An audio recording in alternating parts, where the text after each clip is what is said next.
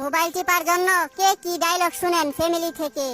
মোবাইলের ভিতরে ঢুকে যা, ভাত না খাইয়া মোবাইল খা।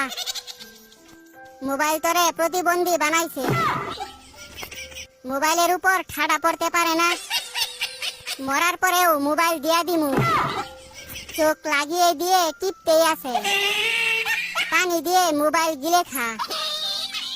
নেশাখুরের মতো হইছে মোবাইল টিপতে টিপতে। হাত ব্যথা হইলে পা দিয়ে টিপ, মোবাইলে তোরে শেষ করছে। তুই কানা হয়ে যাইবি তো, এত টিপে মোবাইল নষ্ট হইতে পারে না।